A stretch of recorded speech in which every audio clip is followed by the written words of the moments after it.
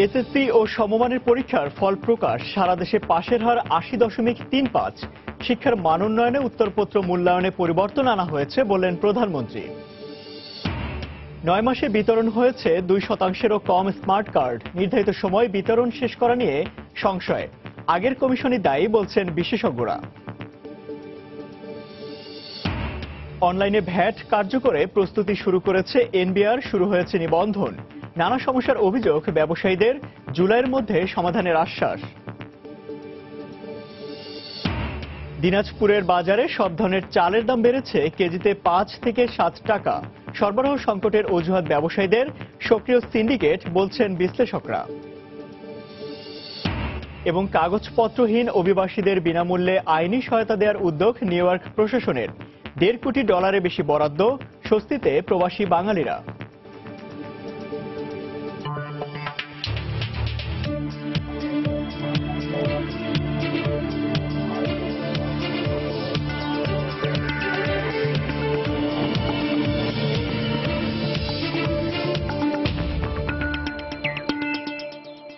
দেখছিলেন শিরোনাম। আমন্ত্রণ জানাচ্ছি দেশ ও দেশের বাইরে অর্থ বাণিজ্যের নানা খবর নিয়ে আমাদের নিয়মিত আয়োজন সময় বাণিজ্যে। আর আপনাদের সঙ্গে আছে আমি ইমতিয়াজ আহমেদ। দর্শক, অর্থ বাণিজ্যের অন্যান্য খবরের পাশাপাশি আজ আমরা আলোচনা করব নতুন ভ্যাট অনলাইনের ব্যবস্থার নানা প্রতিবন্ধকতা নিয়ে। এ বিষয়ে আলোচনার জন্য আজ আমাদের স্টুডিওতে উপস্থিত হয়েছেন জাতীয় রাজস্ব বোর্ডের সাবেক চেয়ারম্যান মোহাম্মদ আব্দুল মজিদ। মোহাম্মদ আব্দুল মজিদ, সময় স্টুডিওতে আপনাকে স্বাগত জানাচ্ছি। আমরা এই বিষয়ে আলোচনা করব, তার আগে অন্যান্য কিছু খবর দেখে আসবো। সারা দেশে এসএসসি ও সমমান পরীক্ষার ফল প্রকাশ হয়েছে। সারা দেশে এবার পাশের হার ৮০.৩০। গত বছর এ হার ছিল ৮৮.২৩। এবছর নতুন পদ্ধতিতে উত্তরপত্র মূল্যায়ন করা হয়েছে। সকালে প্রধানমন্ত্রীর কার্যালয়ে প্রধানমন্ত্রী শেখ হাসিনার হাতে ফলাফল হস্তান্তর করেন শিক্ষামন্ত্রী নুরুল ইসলাম নাহিদ। এরপর বোর্ড প্রধানরা প্রধানমন্ত্রীর হাতে নিজ নিজ বোর্ডের ফল হস্তান্তর করেন। সারা দেশে এবছর GPA-5 পেয়েছে ১,০৪,৭৬১ জন। সাধারণ শিক্ষা বোর্ডে পাশের হার ৮১.২১, মাদ্রাসা শিক্ষা বোর্ডে ৭৬.২০, কারিগরি বোর্ডে ৭৮.৬৯%। এবছরও ছেলেদের চেয়ে মেয়েদের পাশের হার বেশি। বিজ্ঞান শাখায় গত বছরের তুলনায় ৩২,০০০-এর বেশি পরীক্ষার্থী অংশ নিয়েছে। এই শাখায় পাশের হারও বেশি। ফল প্রকাশের পর প্রধানমন্ত্রী শেখ হাসিনা বলেছেন, শিক্ষার মান উন্নয়নে উত্তরপত্র মূল্যায়নে যে পরিবর্তন আনা হয়েছে তাতে সচেতন হবে শিক্ষার্থীরা। আমাদের শিক্ষা মান উন্নত করার ক্ষেত্রে এবার পরীক্ষার খাতা দেখার পদ্ধতিতে যে পরিবর্তনটা আনা হয়েছে সেজন্য আমি আপনাকে ধন্যবাদ জানাচ্ছি। আমি মনে করি এটা সত্যি খুব গুরুত্বপূর্ণ এবং প্রয়োজন ছিল। এর ফলে আমাদের ছাত্রছাত্রীরা আর একটু সচেতন হবে বলে আমি বিশ্বাস করি, এবং যে সমস্ত শিক্ষকরা শিক্ষা দান করছেন তারাও এ ব্যাপারে আরো বেশি সচেতন হবেন, সেটা আমার বিশ্বাস। আমরা বাংলাদেশটাকে একটা দারিদ্র্যমুক্ত বাংলাদেশ হিসেবে গড়তে চাই, কিন্তু দারিদ্র্যমুক্ত বাংলাদেশ করতে হলে আমি এটা বিশ্বাস করি যে শিক্ষা হচ্ছে এর মূল হাতিয়ার। এদিকে নতুন পদ্ধতিতে খাতা মূল্যায়ন করায় এবার পাশের হার গত বছরের চেয়ে কম বলে মন্তব্য করেছেন শিক্ষামন্ত্রী নুরুল ইসলাম নাহিদ। সকালে প্রধানমন্ত্রী কার্যালয়ে প্রধানমন্ত্রীর হাতে ফলাফল তুলে দিয়ে ফলাফলের এই পরিবর্তনকে ইতিবাচক বলে মন্তব্য করেন তিনি। এবার পরীক্ষা দিয়েছে এসএসসিতে ৮টি বোর্ডের ১৪,২২,৩৭৯ জন। পাশের শতকরা হার ৮১.২১%। গত বছর এটা ছিল ৮৮.৭০%। খাতা দেখার ক্ষেত্রে ৩-৪ দফায় এটাকে আমরা পরীক্ষা করে দেখেছি। এতে আমাদের ফলাফলের উপর কিছুটা প্রভাব পড়েছে। পাশ করেছে কিছুটা কম, পাশ করার হারও কিছুটা কম, GPA-5 পাওয়া কিছু কম। কিন্তু এইটা একটা নিয়মের মধ্যে বা একটা মানের মধ্যে আমরা নিয়ে আসতে পেরেছি। খাতা দেখার ক্ষেত্রে এখন আর কোনো ছাত্রছাত্রী কেউ বঞ্চিত হবে না, কিংবা বেশিও পেয়ে যাবে না, কমও পেয়ে যাবে না। অনলাইন ভ্যাট কার্যকরে প্রস্তুতি শুরু করেছে জাতীয় রাজস্ব বোর্ড এনবিআর। এরই মধ্যে শুরু হয়েছে অনলাইনে ব্যবসায়ী প্রতিষ্ঠানগুলোর নিবন্ধনও। তবে নতুন এ ব্যবস্থায় নানা সমস্যা ও প্রতিবন্ধকতার কথা বলছেন ব্যবসায়ীরা। ভ্যাট অনলাইন বিভাগ বলছে জুলাইয়ের আগেই সমস্যার সমাধান করবেন তারা। বিশেষজ্ঞরা বলছেন নতুন ব্যবস্থা চালু হলেই শেষ নয়, জনবান্ধব হতে হবে এনবিআরকে। সাজিদ রাজুর রিপোর্ট। নতুন আইনে বাড়বে না কোনো খরচ। আসছে 1 জুলাই কার্যকর হবে নতুন ভ্যাট আইন। চালু হবে ভ্যাট সংগ্রহের অনলাইন পদ্ধতি। চলছে অনলাইনে ব্যবসা প্রতিষ্ঠানগুলোর শনাক্তকারী নাম্বার নেয়ার নিবন্ধন বা EBIN কার্যক্রম। এ ব্যবস্থায় রাজস্ব অফিসে যেতে হবে না ব্যবসায়ীদের। ভ্যাট পরিশোধ ও রসিদ সংগ্রহ করবেন অনলাইনেই। তবে নিবন্ধন কার্যক্রম সহ নতুন আইনের নানা বিধি নিয়ে জটিলতার মুখোমুখি অনেকেই। ভ্যাটটা তো আসলে অগ্রিম দিতে হয়, আপনি জানেন। তো যেই জিনিসটা অগ্রিম দেওয়া আছে 1 জুলাইয়ের পরে সেই অগ্রিমটা আমাদের অ্যাডজাস্টমেন্ট দেওয়ার ব্যাপারে আইনে কিছু সমস্যা আছে। 30 জুন আমাদের কিছু সমন্বয় থাকবে। গভর্নমেন্ট টাকাগুলো অলরেডি নিয়ে গেছে। সমন্বয়ের সময় আমাদের 10%-এর বেশি সমন্বয় করতে দিবে না। 25,000 টাকার বেশি কোনো পণ্য খালাস করতে গেলেই ওই যে প্রতিষ্ঠানের নামে পণ্যটা খালাস হবে তার রেজিস্ট্রেশন থাকতে হবে। এখন এদের দায়িত্ব না আমাদের গাড়ি চাপা দিতে যাচ্ছে। রাজস্ব বোর্ডের ভ্যাট অনলাইন বিভাগ বলছে এ সংক্রান্ত যে কোনো সমস্যার সমাধানে তারা তৎপর। কিন্তু 1 জুলাইয়ে যে জিনিসগুলো ট্যাক্স পেয়ারের লাগবে তার প্রত্যেকটাই কিন্তু এখন আমরা প্রস্তুত এবং এটা অনলাইনে হয়ে গিয়েছে। এই পর্যন্ত আমরা কোনো সমস্যা পাইনি, দৃশ্যমান কোনো সমস্যা ট্যাক্স পেয়ারদের কাছ থেকে পাইনি। এখন রেজিস্ট্রেশন হচ্ছে এবং আমরা যখন আস্তে আস্তে প্রচারে যাব তখন রেজিস্ট্রেশনের সংখ্যাটা আরো বাড়বে। বিশেষজ্ঞদের অভিমত, রাজস্ব সংগ্রহ কার্যকরে নতুনত্ব আনার সাথে সাথে বাড়াতে হবে সেবার মানসিকতাও। মনিটরিং সিস্টেমের সাথে ওটা লিঙ্ক আপ আছে কিনা, সেটা নির্ভেজাল ভাবে চলবে কিনা, সার্ভারের কোনো গোলমাল হবে কিনা, এই বিষয়টা যেমন এনবিআর এর পক্ষ থেকে দেখার বিষয় থাকবে, ঠিক তেমনি অপর পক্ষ থেকেও এই রকম ধরনের অনলাইনে ওঠার জন্য তারও সেই ধরনের লোকবল, পদ্ধতি, মেশিনারিজ, ইকুইপমেন্টস তার থাকতে হবে। একই সঙ্গে নতুন প্রযুক্তি যেন সহজ ও জনবান্ধব হয় সেদিকেও খেয়াল রাখতে হবে এনবিআরকে। সাজিদ কাজু, সময় সংবাদ, ঢাকা। দর্শক, আমরা রিপোর্টটি দেখলাম। এ বিষয়ে বিস্তারিত জানতে চলে যাচ্ছে এনবিআর এর সাবেক চেয়ারম্যান আব্দুল মজিদের কাছে। আমরা রিপোর্টটি যেমনটা দেখলাম যে অনলাইন নিবন্ধন কার্যক্রম শুরু হয়ে গিয়েছে এবং পুরোটাই অনলাইনে নিবন্ধন হচ্ছে, কিন্তু ব্যবসায়ীদের পক্ষ থেকে একটি কথা সবসময় বলা হচ্ছে, যেহেতু অনলাইন ভিত্তিক কার্যক্রম, সেই অনলাইন কার্যক্রম আসলে কতটুকু পারদর্শী আমাদের সব শ্রেণীর ব্যবসায়ীরা? ধন্যবাদ। একটা সিস্টেমে উঠতে হবে, উঠতে গেলে তো প্রথমে মনে হবে যেটা খুব কঠিন বা পারা যাচ্ছে না বা ইত্যাদি। আন্তরিকতা থাকলে, প্রয়াস ঠিক থাকলে একদিন এটা কেটে যাবে। 1991 সালেও যখন নতুন ভ্যাট আইনটা চালু করা হয়েছিল প্রথম, তখনও অনেকে মনে করেছিলেন যে এটা বোধহয় আমরা পারবো না বা এটা বোধহয় হবে না বা কার্যক্রম করা যাবে না। কিন্তু সময়ের অবসরে নানান ধরনের সংশোধন বা সবকিছু করে এনে এটা ঠিক মতন চলছে। তো সুতরাং আমাদের এই নতুন আইনের ভিতরেও, এই পদ্ধতির ভিতরেও এই প্রভিশনগুলো আছে যে এগোতে হবে। সেখানে যদি কোনো সমস্যা হয়, সমস্যা যদি দেখা যায়, সেগুলো রেকটিফাই করবারও ব্যবস্থা থাকবে। প্রতি বছর অর্থবিধিতে এগুলো চেঞ্জ করবারও বিষয় আছে। একজন ব্যবসায়ী যেমনটা বললেন যে ওখানে 25%, এরপরে এত হলে এটা হবে না, এই কথাগুলো ওনার দৃষ্টিতে বলছেন, কিন্তু আমার দেখতে হবে ইমপ্লিমেন্টেশনে গেলে সত্যি এটা প্রকৃতপক্ষে সমস্যা কিনা। যদি সমস্যা হয় সেগুলো কাটিয়ে ওঠা যাবে।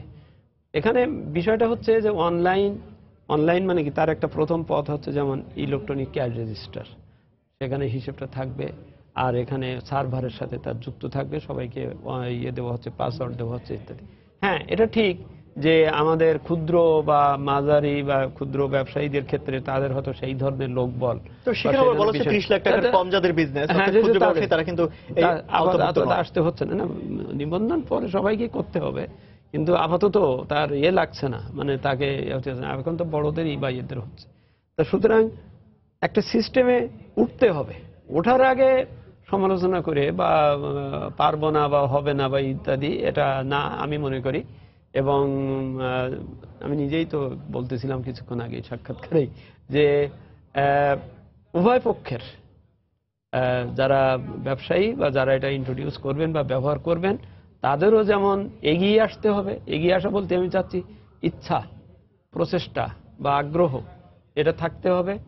আর একই সাথে যারা এটা দেখভাল করবেন, মনিটরিং করবেন, যারা এটা পরিচালনা করবেন, সেই এনবিআর-এরও তার সবসময় সজাগ দৃষ্টি থাকতে হবে যে কোথায় কি কোনো সমস্যা হচ্ছে কিনা।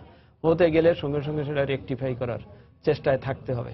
এটা যদি উভয় পক্ষের মধ্যে এই আন্ডারস্ট্যান্ডিংটা থাকে যে হ্যাঁ আপনি এটা চালু করেন বা আপনি এটা বিশ্বস্ততার সাথে আপনি এটা অবলম্বন করেন এবং আমরাও আপনার এটাকে ঠিক রাখছি, এটা যদি উভয় পক্ষের মধ্যে যদি এই ইচ্ছার প্রকাশ যদি থাকে, তাহলে আমি মনে করি এই টেকনিক্যাল সমস্যা এটা একটা সমস্যা না। আপনি দেখেন একটা মোবাইল ফোন, এই মোবাইল ফোনের যে কতই অ্যাপ্লিকেবল। আমাদের অতি সাধারণ, ইভেন আমাদের খুব অতি অশিক্ষিত মানুষও সে এখন এটা হ্যান্ডেল করছে। তবে একটি বিষয় আপনি বলছিলেন যে সমস্যা। সবার মধ্যে যে অনেকে নিজস্ব মতামত দিচ্ছে, অনেকে নিজের করে বলছে। আমরা জানি প্রায় 690 কোটি টাকা কিন্তু বাজেটও ধরা হয়েছে এখানে তাদের প্রশিক্ষণের জন্য এবং বিভিন্ন কার্যক্রমের জন্য। সেই প্রশিক্ষণ কার্যক্রম কি যথাযথভাবে পরিচালনা করেছে এনবিআর? করেছে কিনা সেটা তারা বলতে পারবে, কিন্তু আমি দেখবো আমার অগ্রগতিতে মনিটর করা। কারণ গত 4 বছর যাবতই কিন্তু এই যে নতুন আইনের ভিতরে এই যে অনলাইন করা বা এই বিষয়ে যে ধারাটা, সেটা কিন্তু 2012 সালের 1 জুলাই থেকেই কার্যকর করে দেওয়া হয়েছে। বাকি কটা ধারা সেইটাই এখন নতুন হবে, কিন্তু সেই কার্যক্রম সেই 2012 সাল থেকে শুরু হওয়ার কথা, এই অনলাইন করা, রেজিস্ট্রেশন করা বা ইত্যাদি। তাই গত 4 বছরে তো স্বাভাবিকভাবেই একটা ভালো পজিশনে পৌঁছে যাওয়ার কথা। যেটা এখন শুনছি যে এই কেবল শুরু হলো, যেমন আপনি বললেন এই কেবল শুরু হলো, আমি মনে করি এটা না, এটা তো শুরু অনেক আগের থেকেও হয়ে যাওয়ার কথা এবং হয়েছে আর কি। বোঝা যাচ্ছে যে অগ্রগতি তাহলে সেই ধরনের না, যার জন্য আবার নতুন করে ঘুরে বলতে হচ্ছে যে এই শুরু হচ্ছে।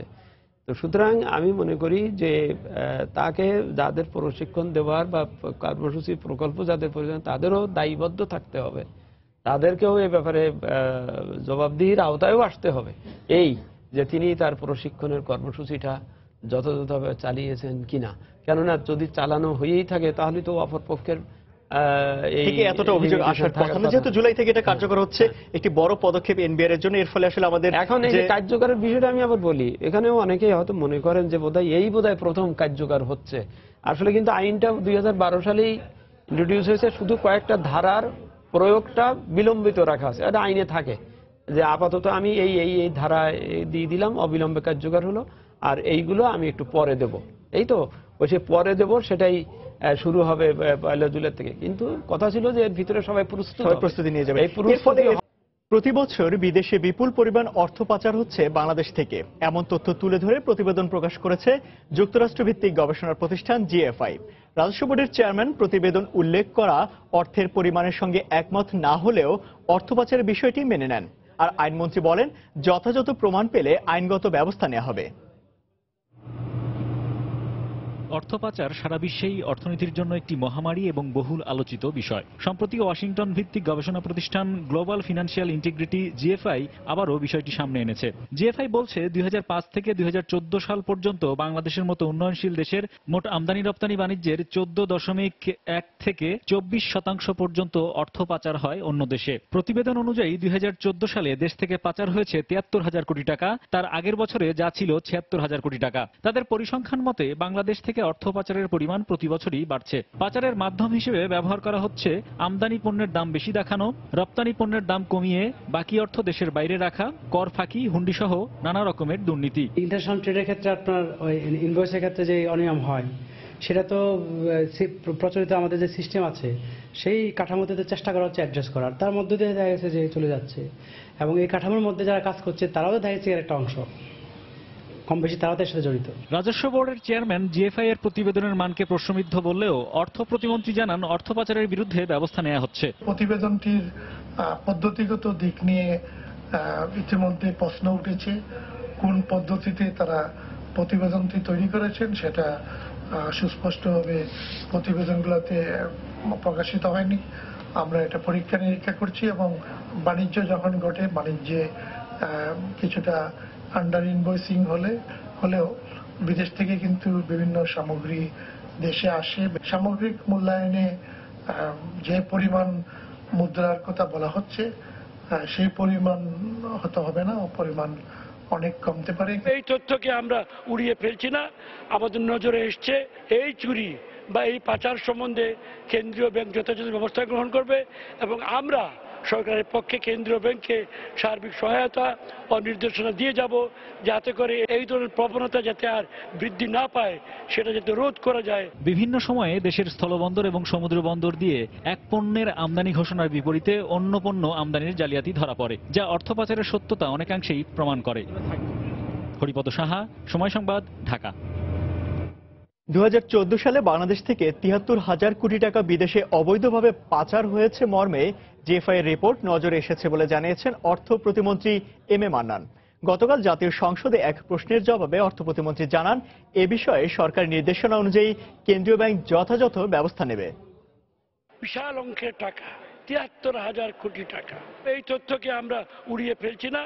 আমাদের নজরে এসছে এই চুরি বা এই পাচার সম্বন্ধে কেন্দ্রীয় ব্যাংক যথাযথ ব্যবস্থা গ্রহণ করবে এবং আমরা সরকারের পক্ষে কেন্দ্রীয় ব্যাংককে সার্বিক সহায়তা ও নির্দেশনা দিয়ে যাব, যাতে করে এই অর্থ নয় শুধু আরও অর্থ এবং ভবিষ্যতে এই ধরনের প্রবণতা যাতে আর বৃদ্ধি না পায় সেটা যাতে রোধ করা যায়, আমরা ব্যবস্থা গ্রহণ করতে পারবো। দর্শক, আমরা আবারও ফিরছি এনবিআর এর সাবেক চেয়ারম্যান মোহাম্মদ আব্দুল মজিদের কাছে। আমরা কথা বলছিলাম নতুন ভ্যাট অনলাইন ব্যবস্থার নানা প্রতিবন্ধকতা নিয়ে। আমরা যেমনটা বলছিলাম যে এর আগে যে জুলাই থেকে যখন কার্যকর হবে আমরা আশা করছি এবং এনবিআর আশা করছে যে রাজস্ব আদায়ের পরিমাণটা অনেক বেড়ে যাবে এবং অনেক স্বচ্ছতা চলে আসবে। সেই আদায়ের পরিমাণটা আসলে কতটুকু বাড়বে বলে আপনার কাছে মনে হচ্ছে? না, এটা বারবার যথেষ্ট কারণ আছে। এই যে বর্তমানে যে অবস্থায় আছে তাতে অধিকাংশই অনেকেই ভ্যাটের আওতাতেই নাই। মানে ভ্যাটের আওতায় নেই কথাটা আবার ক্লিয়ার করা দরকার। ভ্যাট কিন্তু সকলেই দিচ্ছে, ক্রেতা আলটিমেটলি যে লাস্ট যে ক্রেতা সেই কিন্তু তার যা প্রদেয় ভ্যাট সে কিন্তু ওই দামের সাথে ওটা দিয়ে দিচ্ছে। বিষয়টা হচ্ছে যে বিক্রেতা ওই ভ্যাটটা নিয়ে ক্রেতার কাছ থেকে ওটা নিয়ে সরকারের কোষাগারে জমা দেবেন। আমাদের বিদ্যমান অবস্থা পর্যন্ত কি হচ্ছে যে অধিকাংশই ওই দোকানদার বা এরা ভ্যাটের ওই তালিকাভুক্ত নন, নিবন্ধিত নন, ওর ভিতরে আসেন না। কিছু অংশ নেন, কিছু অংশ নিবন্ধন করেছেন, তারাও আবার ঠিক মতন দেন না। এই অনলাইনিং সিস্টেমটা হলে বা এটা থাকলে, এটা কার্যকর হলে যেটা হচ্ছে যে অধিক মাত্রায় করদাতারা মানে ভ্যাট পরিশোধকারীরা, আমি বলতে চাচ্ছি মধ্যবর্তী দোকানদারেরা, তারা এর আওতায় এসে যাবেন সিস্টেমের ব্যাপারে। আর একটা হচ্ছে এই সিস্টেমের দ্বারা হিসাবায়নগুলো সঠিক হবে এবং প্রদানের ব্যবস্থাটা সহজ হবে। সহজ হলেই এই ব্যাপারগুলোতে স্বাভাবিকভাবেই যেগুলো কাভার করা ছিল না, খাত বা ক্ষেত্র বিস্তৃত হচ্ছে, বিস্তৃত হলেই অবশ্যই ভ্যাটের পরিমাণ বাড়বে।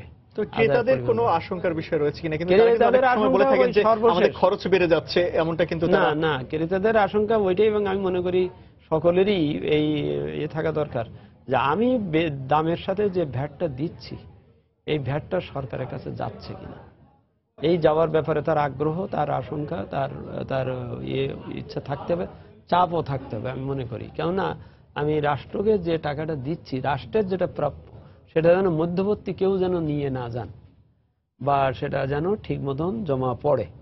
আর ক্রেতার আরেকটা আশঙ্কার কথা যেটা হয়তো বলছেন অনেকে, যে এই সিস্টেম করতে যেয়ে জিনিসের দাম বেড়ে যেতে পারে, সেটার সাথে কোরিলেশনটা খুঁজতে হবে যে কেন দাম বাড়বে। আমার যদি এটা পরিশোধের পদ্ধতিটা ঠিক থাকে এবং এটা যদি ঠিক মতন বিবেচনায় আনা হয় তো তাহলে তো দাম বাড়ার বিষয় না। তবে হ্যাঁ, ওই যে নতুন আইনে যেটা হচ্ছে যে ওই যে ভ্যাটের ক্যালকুলেশনের পদ্ধতিতে একটা পরিবর্তন আছে।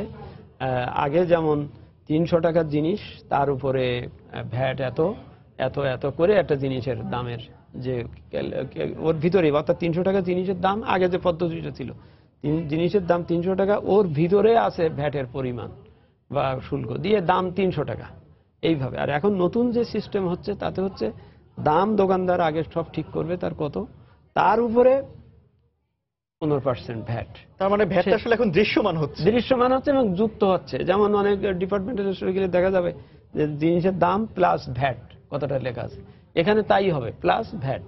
তো এখন এই প্লাস ভ্যাটটা হলে এটা দৃশ্যমান হচ্ছে। অনেকে মনে করছেন বা ব্যাখ্যা করা হচ্ছে যে এটা বোধহয় তাহলে বেড়ে যাচ্ছে। আসলে না, এখানে হিসাবায়নটার পদ্ধতিটা যদি ঠিক মতন করা হয় তাহলে একই সাথে ক্রেতা জানতে পাচ্ছেন যে সে কত ভ্যাট দিচ্ছেন বা কত দেওয়া হচ্ছে, এবং তখন দুটো মিলে একসাথে এটা ঠিক হয়ে যাওয়ার কথা। আমি বলি যাই করি, পদ্ধতি যেটাই করি, এটা প্রয়োগটা যদি আমি সঠিকভাবে করি, আন্তরিকতার সাথে করি এবং স্বচ্ছতার সাথে করি, তাহলে কিন্তু এটা কোনো সমস্যা হওয়ার বিষয় না। বিষয়টা হচ্ছে ওখানে যদি আমি ফাঁকি ঝুঁকি দেই বা মানে দেওয়ার পথ রাখি, সুযোগ রাখি, হিসাবটা ঠিক মতন করলাম না, তারপরে আবার পরে যখন সরকারের খাতে জমা দেবে তখন ওর হিসাবটা যদি ঠিক মতন না থাকে, তাহলে তো তিনি হয়তো নিলেন আমার কাছ থেকে 15 টাকা কিন্তু জমা দিলেন 10 টাকা। হ্যাঁ, এই ব্যাপারটা এই নতুন আইনের বা নতুন পদ্ধতিতে কিন্তু এইটাকে অ্যাড্রেস করার চেষ্টা করা হয়েছে। এখন সেই অ্যাড্রেস করাটা উভয় পক্ষের, যিনি জমা দেবেন ক্রেতার পক্ষে, সরকারের কাছে কিন্তু পরোক্ষ কর, সরকারের পক্ষে যিনি জমা দেবেন তিনি সঠিকভাবে দেবেন দেওয়ার পদ্ধতি তিনি মেনে চলবেন, এবং যিনি এটা নেবেন ওনার কাছ থেকে, যে ডিপার্টমেন্ট, তিনিও ওইটা উনি ঠিক মতন দিচ্ছেন কিনা এই দেখভালটা তিনি মনিটরিং করবেন। এই দুজনের যদি ঠিক মতন এই দায়িত্ব পালিত হয়, তাহলে ক্রেতা শান্তি পাবে যে না, তার টাকাটা সঠিকভাবে রাজস্ব, জানা ওই অর্থনীতি সকলের, কিন্তু ক্রেতারও অর্থনীতি, এটা বাংলাদেশের অর্থনীতি, ওই যে আদায় করছে সেও সরকার। আমরা আসলে সেটাই আশা করছি যে স্বচ্ছতা, জবাবদিহিতা নিশ্চিত হলে এই যে উদ্দেশ্য সেটা সফলভাবে পালিত হবে। অসংখ্য ধন্যবাদ আমাদের স্টুডিওতে এসে আলোচনা যোগ দেওয়ার জন্য। মাত্র 15 দিনের ব্যবধানে দিনাজপুরের বাজারে সব ধরনের চালের দাম কেজিতে বেড়েছে 5 থেকে 7 টাকা পর্যন্ত। খুচরা ও পাইকারি ব্যবসায়ীরা এজন্য সরবরাহ সংকটকে দায়ী করলেও বিশ্লেষকরা বলছেন সিন্ডিকেটের কারণেই বেড়েছে চালের দাম। তবে জেলা খাদ্য বিভাগ বলছে চলতি বোরো মৌসুমের চাল উঠলেই বাজার স্থিতিশীল হবে। গোলাম নবী দুলালের পাঠানো তথ্য ও মনজিদ আলম শিমুলের পাঠানো ছবি নিয়ে ডেস্ক রিপোর্ট। দেশের অন্যতম ধান উৎপাদনকারী অঞ্চল দিনাজপুরের বাজারে হঠাৎ করে বেড়ে গেছে চালের দাম। গত 2 সপ্তাহ আগে প্রতি কেজি বিয়ার 28 চাল 37 টাকায় বিক্রি হলেও এখন বিক্রি হচ্ছে 46 টাকায়। 34 টাকার গুটি স্বর্ণা বিক্রি হচ্ছে 40 টাকায়। এছাড়া 43 টাকার মিনিকেট 52 টাকায়, আর 48 টাকার নাজির শাইল বিক্রি হচ্ছে 55 টাকায়। চালের এই আকস্মিক দাম বৃদ্ধিতে বিপাকে পড়েছেন সাধারণ মানুষ। যখন ধান বিক্রি করতে গেলাম তখন 400 টাকা মন, পরে 34 টাকা থেকে 40 টাকা কেজি চাউল কিনে খাইতে হইতেছে। চিকন চালটা মনে করেন কেজিতে 6 টাকা 7 টাকা বাড়ে গেছে, এতে আমার গরিব মানুষের খুব অসুবিধা। সাম্প্রতিক বন্যায় হাওড়া অঞ্চলের ফসলের ক্ষয়ক্ষতি এবং বাজারে চালের সরবরাহ কমে যাওয়ায় দাম বেড়েছে বলে জানিয়েছে পাইকারি ও খুচরা ব্যবসায়ীরা। পুরানো ধানের সরবরাহটা তো ঠিক মতন নাই। বিশাল একটা হাওড়া অঞ্চল, এই অঞ্চলে যে উৎপাদনটি ওই অঞ্চলের চাহিদা পূরণ করত, বন্যার কারণে ওই অঞ্চলে কোনো ফসল আর মানুষ ঘরে তুলতে পারে নাই। তবে ফড়িয়া, মিলার ও মধ্যস্বত্বভোগীদের কারসাজিতেই হঠাৎ চালের দাম বেড়েছে বলে মনে করেন এই গবেষক। আমাদের কাছে কিন্তু পর্যাপ্ত খাদ্য মজুদ রয়েছে, কিন্তু হঠাৎ করেই উত্তরবঙ্গে এবং বিশেষ করে দিনাজপুর এই অঞ্চলে ধান এবং চালের দাম বেড়ে যাচ্ছে। এতে একটা কিন্তু কৃত্রিম সংকট আমরা দেখতে পাচ্ছি, এবং এই সংকটটা তৈরি করবার পেছনে এক শ্রেণীর মধ্যস্বত্বভোগী ফড়িয়া এবং মিলাররা কিন্তু দায়ী।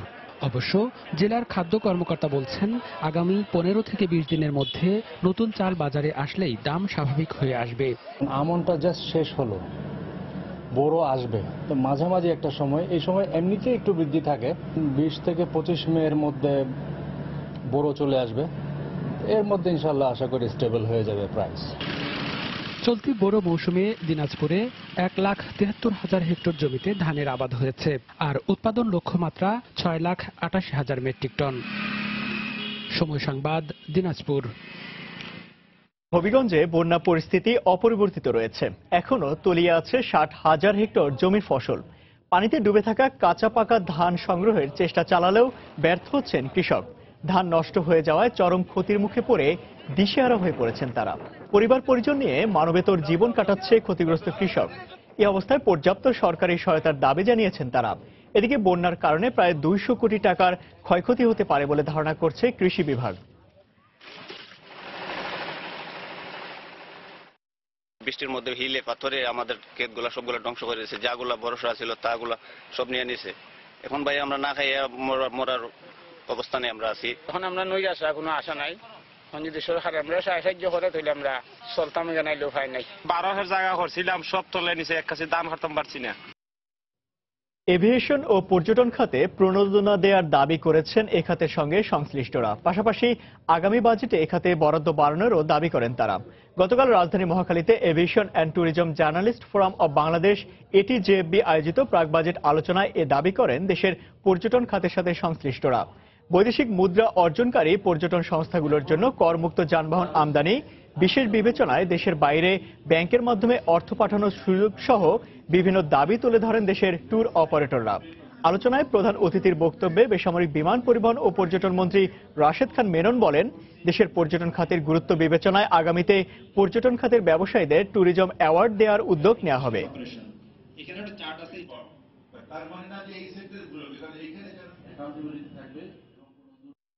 ট্যুরিজম সেক্টর যদিও সার্চ সেক্টর হিসেবে ঘোষিত হয়েছে, কিন্তু আমরা এখনো পর্যন্ত ট্যুরিজমের ক্ষেত্রে এমন কিছু করতে পারিনি যাতে সরকার বাধ্য হবেন অথবা তাদের নজরটা এর উপর পড়বে।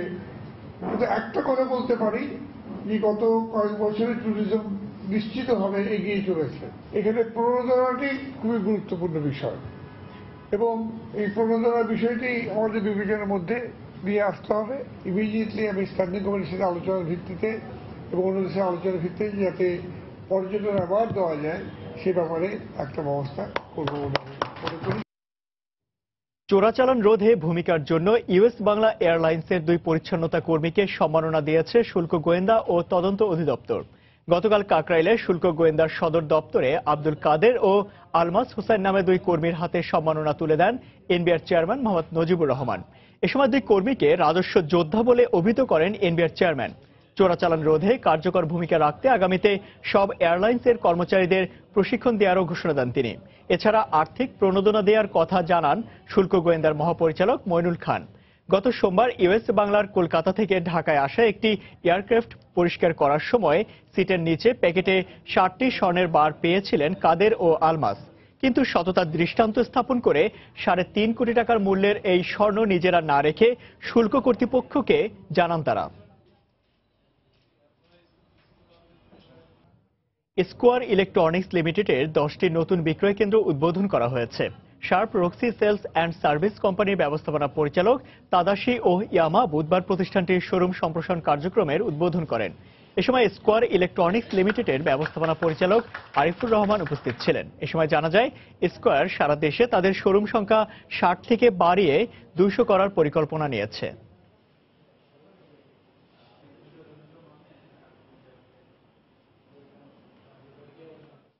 সজীব গ্রুপ তাদের অঙ্গ প্রতিষ্ঠান ওয়ান স্টপ রিটেল চেইন শপের 7ম আউটলেটের কার্যক্রম শুরু করেছে। গতকাল রাজধানীর উত্তরায় 7 নম্বর সেক্টরের নর্থ টাওয়ারে এই রিটেল শপের উদ্বোধন করা হয়। উদ্বোধনী অনুষ্ঠানে সজীব গ্রুপের চেয়ারম্যান এম এ হাশেম প্রধান অতিথি হিসেবে উপস্থিত ছিলেন। এ সময় প্রতিষ্ঠানটির ঊর্ধ্বতন কর্মকর্তারা জানান তাদের চেইন শপে ভেজালমুক্ত দেশি বিদেশি পণ্য পাবেন ক্রেতারা।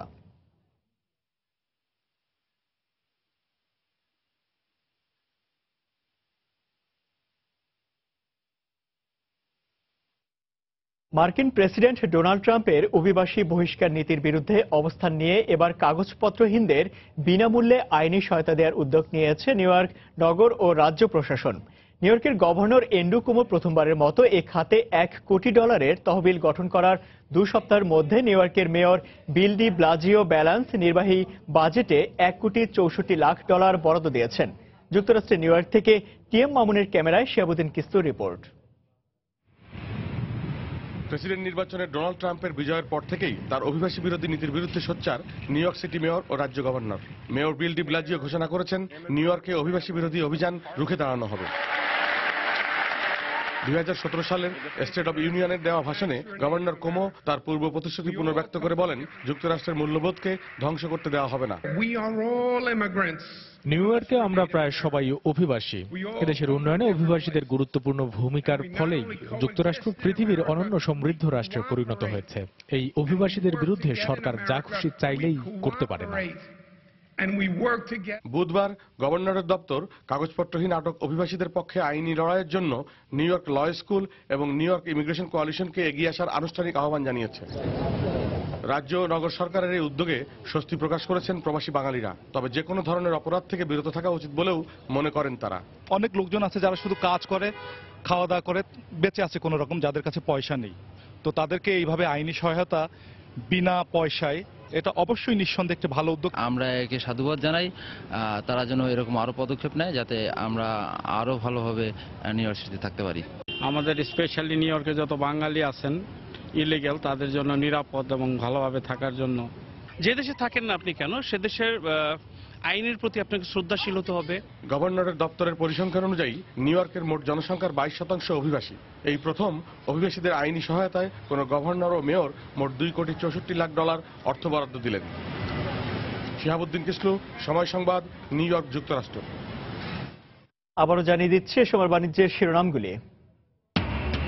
এসএসসি ও সমমানের পরীক্ষার ফল প্রকাশ। সারা দেশে পাশের হার 80.35। শিক্ষার মান উন্নয়নে উত্তরপত্র মূল্যায়নে পরিবর্তন আনা হয়েছে বললেন প্রধানমন্ত্রী। অনলাইনে ভ্যাট কার্যকরে প্রস্তুতি শুরু করেছে এনবিআর। শুরু হয়েছে নিবন্ধন। নানা সমস্যার অভিযোগ ব্যবসায়ীদের, জুলাইয়ের মধ্যে সমাধানের আশ্বাস। দিনাজপুরের বাজারে সব ধরনের চালের দাম বেড়েছে কেজিতে 5 থেকে 7 টাকা। সরবরাহ সংকটের অজুহাত ব্যবসায়ীদের, সক্রিয় সিন্ডিকেট বলছেন বিশ্লেষকরা। এবং কাগজপত্রহীন অভিবাসীদের বিনামূল্যে আইনি সহায়তা দেওয়ার উদ্যোগ নিউ ইয়র্ক প্রশাসনের। $1.5 কোটি বেশি বরাদ্দ, স্বস্তিতে প্রবাসী বাঙালিরা। এই ছিল সময় বাণিজ্যে। যে কোনো খবর পেতে ভিজিট করুন সময়নিউজ.tv আর সঙ্গে থাকুন সময়।